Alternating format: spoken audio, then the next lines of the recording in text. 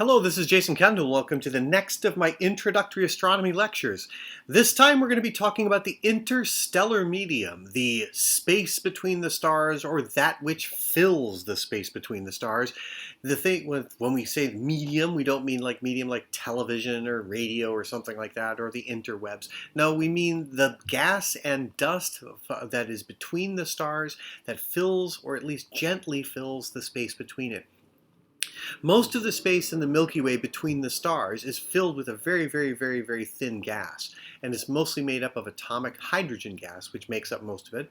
However, there's bunches of deep, dense clouds that fill up most of the mass of the gas of the galaxy, but not much of the actual volume, and those are the deep molecular clouds. Then we find young stars in hot gas regions where stars are forming, and the light and intensity from that energetic light is so intense that it actually ionizes the gas. So we have different flavors of the gas between the stars. So we'll call those are the three phases of the interstellar medium. We'll say ISM for short. And the interstellar medium itself is composed of three rough phases, and this came about through studies that started in the 1970s. And the first phase is what we'll call the cold neutral media, and again with the word media meaning the thing that through which the thing that is transmitting data, or at least is holding the data, which is kind of a weird way to think about it. It's the medium of the material between the stars. And so we're going to talk about neutral hydrogen, which is what we call H1. That's not high. It is H with the Roman numeral 1, and that means it is neutral and not ionized hydrogen. And then there's H2, which is the molecular hydrogen, or two atoms of hydrogen bound together in a molecule, as well as molecular clouds, meaning very small diatomic or triatomic molecules that make up a significant fraction of it. The temperature of these gas clouds are very low, just above absolute zero, and they're also some of the densest spots. And dense is kind of a weird word here, because when we say dense, when we think only 100 to 1,000,000 particles per cubic centimeter, that still is a much better vacuum than we can do anywhere in any laboratory on Earth by factors of many billions. So these regions, though, that have this density they take up only about 1% of the volume of the Milky Way, but yet they concentrate almost most of the mass of the Milky Way. In fact, that's a significant fraction of it. In fact, there's more material in these cold, dense clouds than there are in the stars. Then we have the next phase, which we'll call warm, neutral, or ionized media. And this is either hot, ionized H2 regions, meaning there's one electron that's been liberated from the atom, and so now it's H2, and then there's still H1, which is neutral hydrogen. And they reside near star formation regions, where stars are heating the gas and making it warm, and the temperatures range between 6,000 Kelvin and about 12,000 Kelvin, and that's what glows.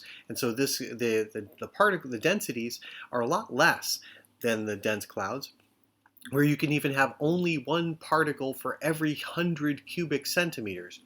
And the typical size for a cubic centimeter is that of a sugar cube. So imagine that a sugar cube, 100 sugar cubes stacked around each other, and there's only one atom inside that volume. That is an enormously good vacuum, but still, that's what we see when we look at these glowing clouds. Those are areas where we have this enormous glow, and you might think, oh, there's a lot of stuff there. No, it's almost completely rarefied. It's just that the areas are so incredibly large, and there is so much about them that they glow enough that you can see that, but the actual densities of the areas that are doing the glowing are extraordinarily low. So they're very thin, and we would call it warm, but that would be pretty hot to us if you went over there and went and just actually sampled that gas. And finally, there's another interesting area called the hot ionized media, which is strictly ionized, and it emits an X-rays. It emits an X-ray light, and it's composed primarily of hydrogen, but it also is composed of ionized heavier elements such as iron and nickel and so forth. And they're the hottest zones of the Milky Way, and they make up the bulk of the volume of the interstellar medium. But they make up the bulk of the volume, but they don't make up the bulk of the mass, which is interesting. So They spread out because they're so hot, and the temperatures range between 1,000,000 and 10 million Kelvin and can be observed in X-rays. They're extraordinarily thin because they only have like 1/10,000th or 1/100th of a particle per cubic centimeter. So now you got to line up 10,000 sugar cubes in order to get one particle instead of just 100 like before. And these regions are made up by, when you have a supernova type star explosion, they'll shock the gas into heat, and then it'll heat it to that temperatures, and then they'll rise up out of the plane of the Milky Way, just like we see in the top image, and that makes up what we call the galactic corona. And so this is evident when we look at the Milky Way later. We're going to see pictures of the Milky Way where we have X-ray emission. In fact, let's go take a look at those. So the Milky Way in optical light shows us some of the interstellar medium. We see not just the starry background and some of the stars above and below, but we see dark clouds that obscure our view of the center of the Milky Way, and that obscuration is dust and gas in the way. But if we look in, say, hydrogen emission from 21 centimeter radiation, and 21 centimeter radiation occurs when a neutral hydrogen atom, the electron in it changes from spin up to spin down, and that's a very, very, very tiny amount of energy, but yet it emits it in radio frequencies at a wavelength of 21 centimeters. And we can see that the radio frequencies of 21 centimeters tends to be strongly collimated across the plane of the Milky Way, with some diffuse clouds going above and below. And so the height, we call it a scale height of the Milky Way, is very, very low and confined. So the cold dense media is confined to the plane of the Milky Way quite aggressively. And then we can see how it mirrors with respect to, say, carbon monoxide emission. So CO is 2 atoms. It's a molecular gas called carbon monoxide. Don't breathe it. Not good. Get out of the house if there's carbon monoxide poisoning. You know what that's like. But so there's carbon monoxide all throughout the Milky Way. That's really bad, I guess. But we're not going out and breathing that, so no big deal. Anyway, so we see these are clouds of carbon monoxide, which also radiate in microwave wavelengths. And this is a map of those gases taken by the European Space Agency's Planck probe.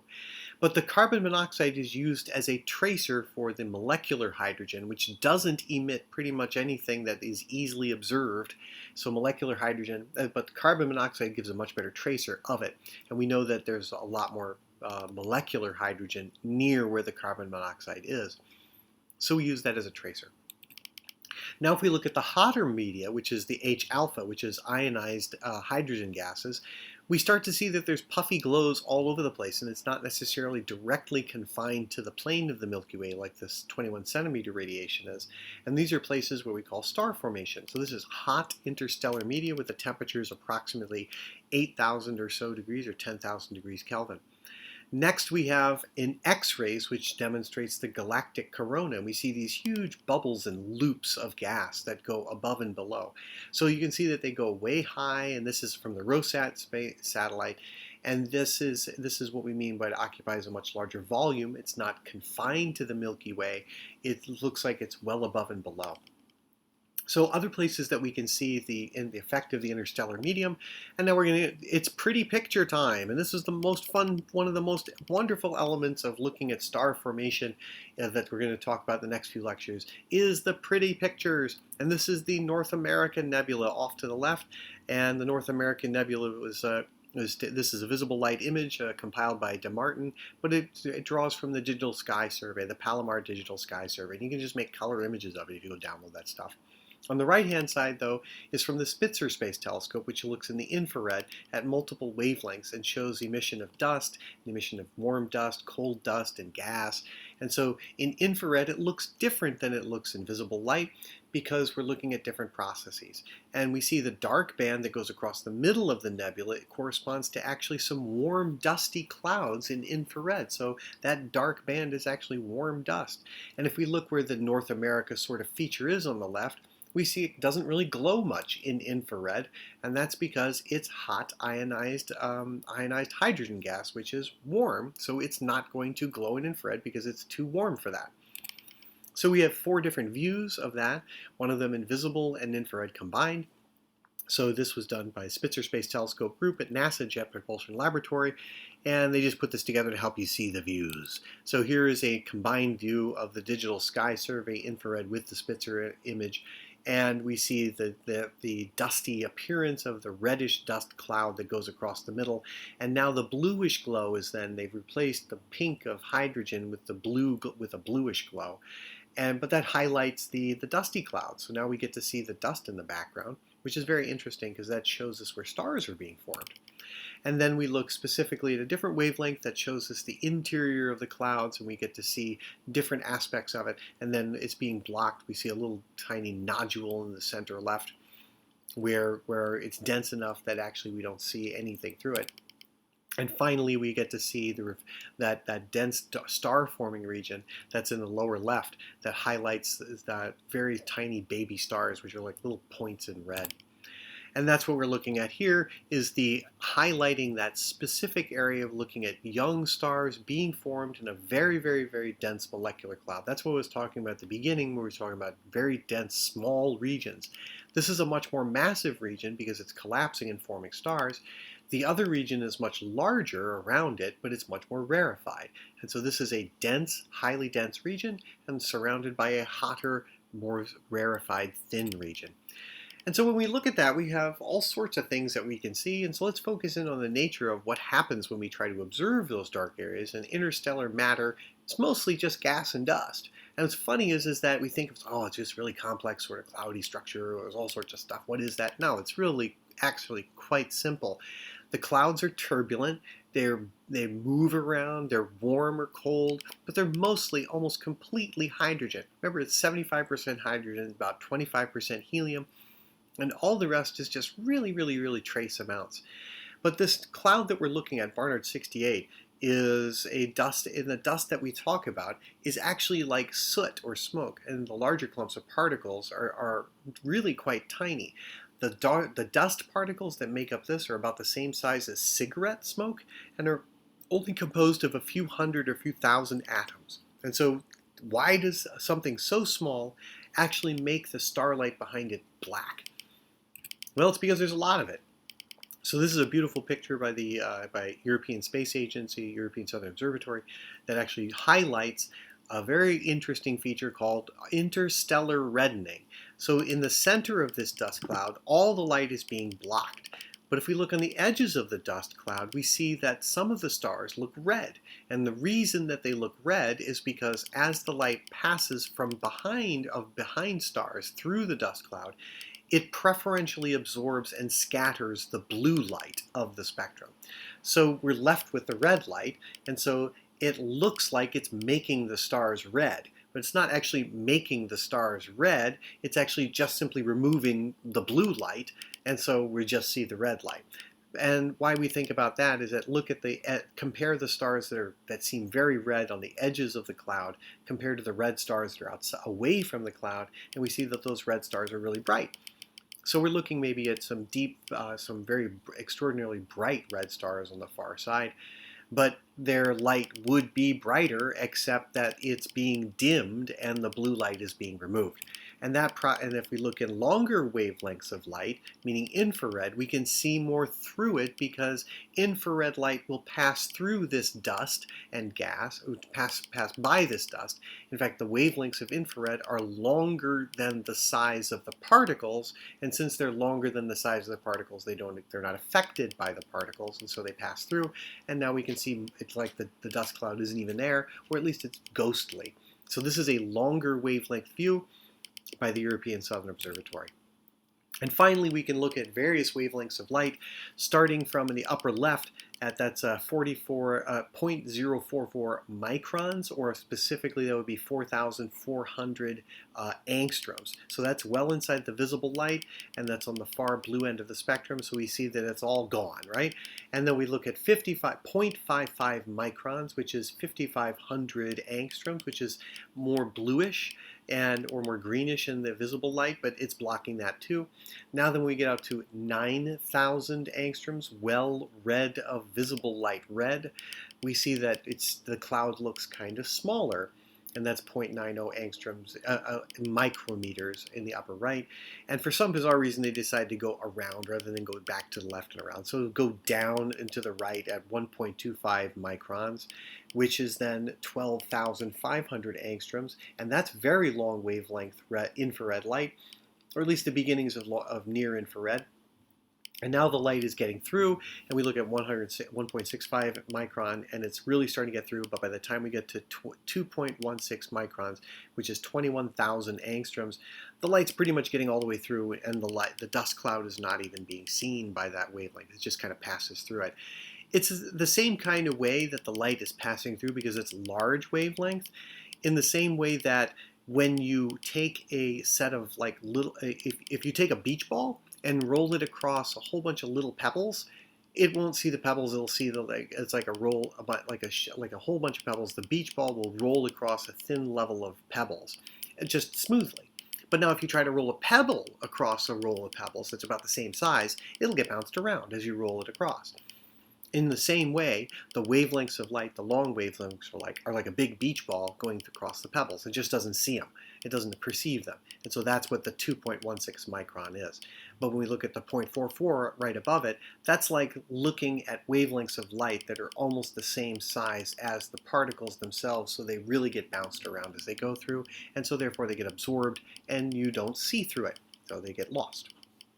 All right, so that effect is called interstellar reddening, and we described that extensively.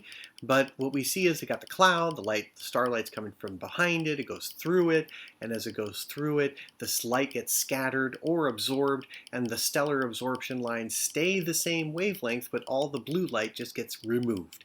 And so you can still tell the stellar type, the stellar spectral type, like we talked about spectral types before, but the stellar spectral type is not changed. You just lose a lot of the light. So you might think it's a redder star, like, oh, it's an M-type star because of red. No, but look at the absorption lines. They're the absorption lines of a bright blue star. So the blue light is just being absorbed away. And that's called interstellar reddening or interstellar extinction. And interstellar extinction is something you see when you look at a sunset. And that reddening that you see in the sky is because the sun's light, the reason you can look at a sunset and the sun looks red is because the blue light gets scattered away from your eye, and so all you're left with is the red. And the reason that you have a blue sky during the day is because someone else has a red sunset. And that blue light in the sky is from all the sunlight from being scattered around the sky, because blue light is easily scattered. And in fact, the particles in the Earth's atmosphere are about the same size as blue wavelengths of light. So the exact same process is going on in the Earth's atmosphere with respect to clouds and just the atmosphere itself, where blue light is easily scattered and red light not so much because it's longer wavelength. And so that's why we have a nice blue sky, is because of all the pretty sunsets all across the globe, everywhere. So here's some really cool interstellar scattering demonstrations. We have Barnard 68, that one that we were talking about a while ago, for extensively. But then you got the really cool Snake Nebula, and these two are right next to each other in the sky. And this is from the Palomar Digital Sky Survey, and we're looking in the blue. We took this is a picture from the blue filter on the blue emulsion filter set from Digital Sky Survey. And if we look at another one, this is another one called the Pipe Nebula. Oops, I skipped. The Pipe Nebula has all sorts of wonderful darkness. And it used to be thought that these things were holes in space, or maybe there were no more stars in that direction. And in fact, people thought that this was like the edge of the galaxy or something, but past that there was nothing. And that was an early thought of early astronomers doing photographic studies of dark nebulae like these. And they ended up just being dark nebulae, not the edge of the galaxy. And a good friend of mine who did the major set of studies, his name was Bart Bok. And Bart Bok was thought that back in the 1950s and 1940s, he published a paper in 1947 hypothesizing that these things were actually gravitationally collapsing, and this is where stars would form. And so they're called Bok Globules. And Bart Bok was a friend of mine when I was a little boy. And he said, "You've got to come down to der Kit Peak and see der stars." And he was this wonderful Dutchman, big old hairy eyebrows, and they stuck out everywhere. He was a wonderful man. He used to like to have a bottle of scotch and yell at radio astronomers. That was one of his favorite things to do. Anyway, Bart was known as one of the great observational astronomers, and these globules still keep his name today as places where over dense regions where stars are forming. And one of the more prominent Bok globules, actually it's not really a globule, it is a dark dust cloud. The Horsehead Nebula shows off this and demonstrates many aspects of the interstellar medium. It has cold areas, it has hot areas, and it has extraordinarily hot areas, as well as deep, dark cold areas as well.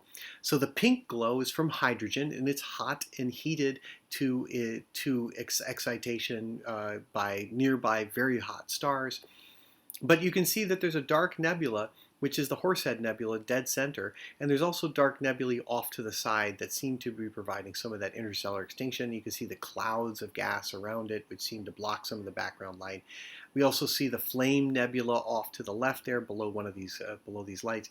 And these stars are all part of the Orion Belt. And so if you went and looked at Orion's belt, you would definitely you could actually see some of these things. So I invite you to go look at some of the nebulae surrounding Orion's belt. But let's zoom in on the Horsehead Nebula itself, because it's one of the more prominent dark nebulae in the sky, and it has such a wonderful name, and it's been studied extensively by lots of different people. And here is a picture of it by Adam Block at Mount Lemmon Sky Center at University of Arizona, which really highlights the hydrogen gas, which is interesting. You notice those wispy streamers in the background as it evaporates off. And we also have a different kind of nebula, which is a blue nebula. And in fact, it's the same stuff. It's a reflection nebula, and the light is reflecting off of it.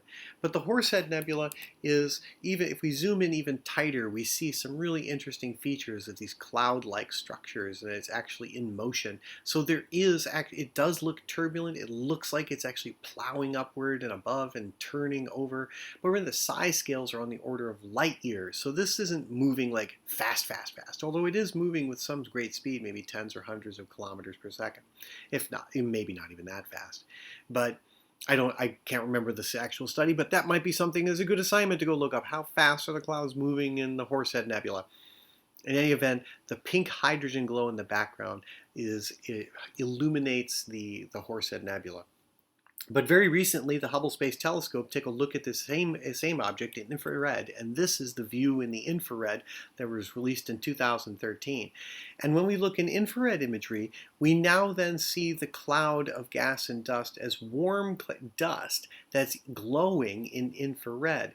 But yet the hydrogen gas doesn't glow in infrared, and all of a sudden we can see through the veil of it to see everything in the background. And now we see the Horsehead Nebula not as a horsehead, but as a turbulent cloud that's coming up out of the clouds below it, and an overdense region where things are occurring. So if we then we can then take a stronger view of it, and this is an interesting movie, a fly-through done, I believe, by Frank Summers at Space Telescope, to actually try to dimensionalize it and 3Dize the view of the Horsehead Nebula as what it might look like if we were flying at it at, much faster than the speed of light, I can tell you, because this thing is on the order of half a light year or so in size, or light years is its size scale. We can see all sorts of little tiny red dots, and those are very tiny red dwarf stars in formation around it. So what are some things that we can learn about specifically about the nature of these dust dark clouds? On the left-hand side, we see the view in optical, then the infrared view, a longer infrared view, we see some other stuff. And then if we look in radio light, which is the carbon monoxide 3-2 transition, which is a transition, I believe, either as a vibrational transition or a rotational transition of the carbon monoxide atoms. And it's such long wavelengths that it only emits those things and these are tiny transitions in light, rather than the atoms jumping up and down, the electrons jumping up and down. Basically, they're either vibrating faster or slower, or rotating faster or slower. And that's what the radio emission's from. And the submillimeter radio emission on the right-hand side shows overdense regions where stars are forming. And so we can look at these cold molecular clouds as either contoured maps with maybe even much more exotic sorts of things, which are hydrogen, carbon monoxide, smaller molecules of 4 atoms that are bound together. And those emit in radio wavelengths as well. And so it's kind of, we find interstellar water as well as other things. And some molecules such as ethyl alcohol have been found, formaldehyde has been found. Long organic molecules have also been found by their signatures in radio frequencies, and these appear in these giant molecular clouds. I was talking about the neutral hydrogen, or H1 regions, and this is what we mean by that spin-flip transition. The proton and electron can be spinning with the same orientation for their spins. And this is kind of a weird way of talking because they really don't spin like this, like little balls, but there's a quantum number that approximates angular momentum, or it actually is the angular momentum, as though it has a spin axis. And then when this spin-flip transition occurs, the photon that gets emitted when the electron jumps or flips and goes, they spin the opposite direction, is a lower energy state and emits 21 centimeter radiation. We can make large maps of the Milky Way doing that. And in fact, there's a carbon monoxide map of a tighter view, as we saw from the WISE spacecraft before. And we're going to kind of get close to finishing it out by looking at some other wonderful images, because this is the pretty picture lecture, and we're looking at dark globules, and it's a Bok globule because Bart, Big Bart with his scotch and his eyebrows. He would love to have looked at this in the Spitzer image, but he passed away well before in the 1980s. So wonderful old man who gave us a tradition of looking at the star formation regions and looking at the galaxy in its whole. And here's another example of a dark dust cloud with a hot region with an H2 region sitting in the middle of it. So this is what we're looking at with the interstellar medium, and we're going to be looking at all sorts of aspects of the interstellar medium and exactly how stars form from the interstellar medium, protostars, giant molecular clouds, and we'll talk about that stuff next time. And we'll see you soon.